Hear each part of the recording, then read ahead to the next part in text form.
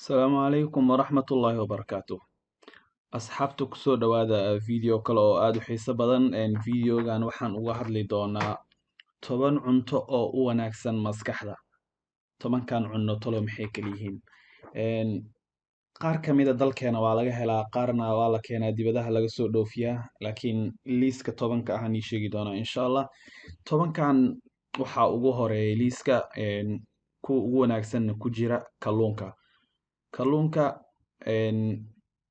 ilaahay aad buu ugu manaystay badaha Soomaaliya. Kalluumo badan oo kala duwanaa laga helaa. Kalluunka waxaa ku jira omega 3 oo ah saliid aad u wanaagsan. Kalluunka wuxuu ka qayb qaataa horumarinta xusuusta iyo maskaxda kobcinteeda. Vitamino badana ku jira oo D iyo B2 ay ka mid yihiin. Calcium baa ku jira. Sidoo kale waxaa isagana qaybta labaad soo galaya ukunta. Ukunta dalkeena aad baa looga helaa. Dadka qaar way cunaan, dadna ma cunaan. Haddaa xasaasiyad ku qabtid cunooyinkan aan soo sheegaya, naftaada ha ku qasbin, balse haddii kale aad cuni kartid isku day. Weliba arday aad tahay, kobcintaada iyo xusuustaada ka qayb qaadanaysa. Ukunta waxaa ku jira nutritions badan. Indhahay u fiican tahay. Vitaminska ku jira waxaa ka mid ah A, B5, B12, B2, B6, D, E, zinc, protein, kuwo badan, vitamins tiro badan oo kala duwanaa ku jira. Sidoo kale qaybta saddexaad waxaa soo galaya avocado. Avocadada dalka waa la keenaa, laakiin aad uguma badna. Iyadana vitamino kala duwan baa ku jira. Vitamin C-ga uu ka mid yahay, E uu ka mid yahay, K uu ka mid yahay, B6. Sidoo kalena waxaa ku jira dufan oo aad u fiican oo u wanaagsan maskaxdaada. Waxaa jirta oo qaybta afraad soo galaysa iyadana saliidda zaytuunka. Saliidda zaytuunka waxaa ku jirto fat ama dufan loo yaqaano monosaturated. Waa antioxidant. Waxay ka hortagtaa stroga, maskaxday ilaalisaa, wadnaha iyo qalbiga ilaalisaa inuu dhaawac gaaro.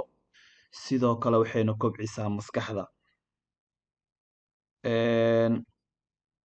Waxayna ka qayb qaadataa xusuusta.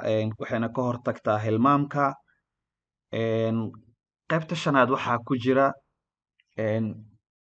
cuntooyinka cagaaran. Cuntooyinka cagaaran aad baa dalkeena looga helaa. Waxaa ka mid ah koostada, salarka. Waxaa kaloo hadda la keenaa broccoli.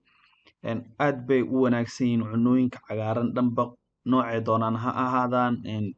Shaqo wanaagga maskaxda ayayna ka qayb qaataan. Lambarka 6aad waxaa ku jira green tea waxaa loo yaqaano iyo coffee. Coffeega waxaa ku jirta maadada la dhaho caffeine oo u wanaagsan furfuritaankaada maskaxda iyo inaad firfircooni dheeraada dareentid. Dad waxaa jira xilli walba ay cabaanayaan hurdada ka qaadin, laakiin adiga haddii uu hurdada kuu diidayo waqtiga dambe ee galabkii ama habeenkii haddaa cabtid, aroorta hore ku ekayso, ama xilliyada wax diyaarinaysid, cashara akhrinaysid, ama aad rabtid inaad wax xooga saartid oo diiradda aad saartid oo concentration fiican u yeelatid. Waxaa ku jira green tea-ga wuxuu yareeyaa stresska. Wuxuu kobciyaa maskaxda. Wuxuu kor u qaadaa shaqada maskaxda iyo faa'iidooyin kale oo badan. Waxaa sidoo kale qaybta 7aad ku jira waxa la dhaho blueberries. Blueberries inta badan dalkeena kama baxo, mana laga helo, laakiin marmarka qaar waxaa laga yaabaa haddaa meelaha dalka dibadiisa aad joogto ama supermarketyada qaar inaad ka heshid. Isagana shaqada maskaxda u wanaagsan yahay. Wuxuuna ku fiican yahay kobcinta maskaxda iyo marka aad rabtid in aad muxuu ahaa firfircooni dheeraad ah dareentid. Sidoo kale waxaa jira walnuts asagana lagama helo, laakiin waxaa ka mid ah walnutska omega 3 maado ku dhex jirto oo DHA la dhaho, oo maskaxda u wanaagsan, ilaalisa shaqada maskaxda iyo horumariskeeda ayaa ku jirta. Kan qaybta 9aad waxaa ku jira oo laga yaabaa inaad la yaabtid huruudda. Huruudda anaga waxaan u naqaanaa inay hablaha isku qurxiyaan, balse maadooyin badan oo maskaxda faa'iido u leh ayaa ku jira. oo xusuusta iyo kaydinta qayb weyn ka qaata.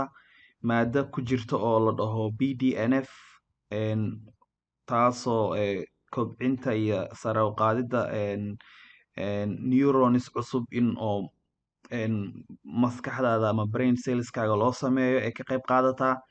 Marka waxaa jira ma ahan mida ay hablaha wejiga marsadaan, laakiin mid waxaa jirta u eg sinjibiisha oo kale markay qoyan tahay. Sinjibiisha markay qoyan tahay oo kale oo ay u eg tahay, laakiin kalar ahaan casaan yaraa ku jira ama guduud. Lambarka ugu dambeeya ee 10aad waxa waaye dark chocolate. Shukulaatada dadka dhan way jecel yihiin, laakiin tan waxa waaye coke keli ah oo 100% ah ama 80% waa in maadada coke ay ku jirtaa. Haddii laakiin caano lagu daray ama sokor lagu daray, iska dhaaf, ma ahan kuwa maskaxda u wanaagsan. Dark chocolate-ka waxay ka qayb qaadataa xalinta problemyada. Waxay hormarisaa socodka dhiigaaga ee maskaxda ee aadaya. Xusuusta ka qayb qaadataa. Jawaab celinta degdega ah ay kordhisaa. Kaydinta iyo xusuusta fog ee qayb ka qaadataa. Marka cunooyinkan waa cunooyin ku wanaagsan xilli walba aad joogtid, ama haddaa qof da' yar tahay iyo haddaa qof da' weyna tahay.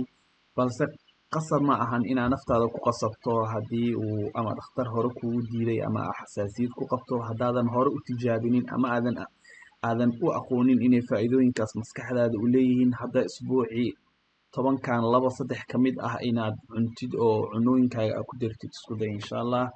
aad iyo aad u mahadsantihiin. Waxaad noo soo jeedin kartaan commentiga fikradooyinka ama cunooyin kale oo aad isleedahay ama aad research inaad ku samaysay aad bay u wanaagsan yihiin aad isleedahay dadka kale uga faa'iiday. aad iyo aad